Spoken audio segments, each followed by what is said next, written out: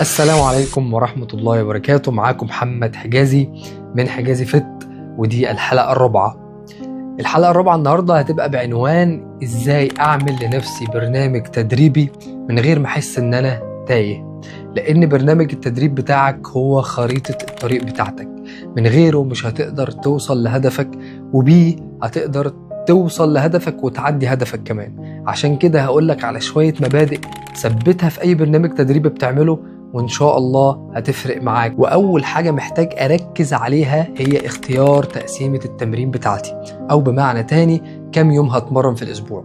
لو أنا لسه شخص مبتدئ لحد 6 شهور مثلا، أقدر أتمرن 3 أيام في الأسبوع، ده كويس جدا. وهو إن أنا أمرن كل عضلة في كل يوم بروح فيه الجيم مع الراحة.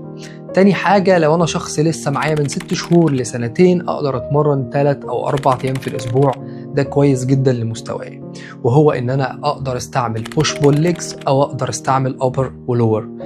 بالنسبة للناس المتقدمة من 2 فيما فوق، دي تقدر تتمرن من 5 ل6 أيام في الأسبوع، وتقدر تستعمل أساليب كتير، منها الأسلوب الشهير البرو سبليت، واللي هو إن أنا بمرن كل عضلة في كل يوم منفصلة مع الراحة. تاني حاجة، وده اللي أنا بشوفه مناسب جدا، وده النظام اللي أنا بستعمله شخصيا، وهو إن أنا بمرن عضلتين كل تمرينة، وده بيساعدني إن أنا أطور من العضلة. وتاني حاجة لازم أركز عليها في تمريني هي عدد التمارين وحجم التكرارات بتاعتي. بمعنى لازم أعرف إن العضلات الكبيرة زي عضلات الصدر أو الظهر أو الرجلين دي بتحتاج ما بين 4 ل5 تمارين في 3 ل4 مجاميع تكرار، وإن العضلات الصغيرة زي عضلات الأكتاف والبايو تراي والبطن دي عضلات بتحتاج ما بين 2 ل3 أشكال تمارين في 4 أو 5 مجاميع تكرار. فلازم أوصل أسبوعيا إن حجم التكرارات والمجاميع بتاعتي يكون ما بين 10 ل20 مجموعة، وده اللي بنقول عليه الفوليوم. ثالث حاجة محتاج أركز عليها وهي عدد التكرارات بتاعتي، لأن كل تكرار وعدد تكرارات بيبقى ليه هدف معين. لو أنا عايز زيادة قوة عضلية فقط، بيبقى عدد التكرارات بتاعتي أقل من 6 عدات. لو أنا عايز أجيب زيادة كتلة عضلية، يبقى عدد التكرارات بتاعتي من 6 ل 12 عدة، وده اللي بنقول عليه التكرار الذهبي.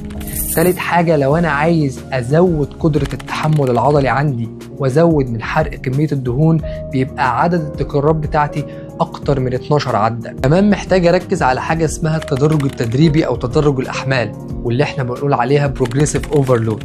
بمعنى إن أنا كل أسبوع أو 2 محتاج أزود وزن أو تكرار أو مجموعة. بمعنى لو أنا الأسبوع ده بلعب ب40 و10 عدات في تمرين الصدر مثلا، الأسبوع الجاي على الأقل ألعب ب42.5 وأزود عدة كمان. خليك عارف إن التدرج هو المفتاح إن جسمك ما يقفش. خامس حاجة محتاج أركز عليها وهي التوازن بين العضلات. بمعنى إن أنا ما كنتش مركز على عضلة أو 2 وناسي باقي عضلات الجسم، شكلي مش هيبقى كويس، مش هيبقى فيه توازن في الجسم. خلي المبدأ لو أنا النهاردة بتمرن عضلة صدر، فلازم ألعب قدامها عضلة ظهر، يعني توازن بين العضلات الأمامية والعضلات الخلفية. وكمان لازم تركز على تمرينة الرجل، عشان خاطر هي عضلة كبيرة جدا وعضلة بتفرق في شكل جسمك. كمان من الحاجات وأهم الحاجات اللي انت لازم تركز عليها هي الراحة والاستشفاء العضلي. لازم تعرف ان العضلات الكبيرة بتحتاج من 48 ل 72 ساعة راحة عشان خاطر تقدر تمرنها تاني وتكون وصلت للاستشفاء الكامل، وان العضلات الصغيرة بتحتاج من 24 ل 48 ساعة تقريبا عشان توصل للاستشفاء العضلي. ولازم تعرف ان النوم مهم جدا، ومن غيره مش هتقدر تتطور وتوصل لهدفك. لازم على الأقل تنام من 7 ل 8 ساعات يوميا. يبقى عشان أعمل برنامج تدريبي صح لنفسي، لازم أحدد هدفي من التمرين وأنا داخل الجيم أعمل إيه. لازم كمان أجمع بين المبادئ الصغيرة اللي احنا اتكلمنا فيها عشان أوصل لهدفي أسرع. دي كانت حلقة النهاردة مهمة جدا، من أهم الأسئلة اللي بتتكرر ومن أهم الأخطاء اللي بنقع فيها في التمرين. من حجازي فت، استنوا الحلقة الجاية.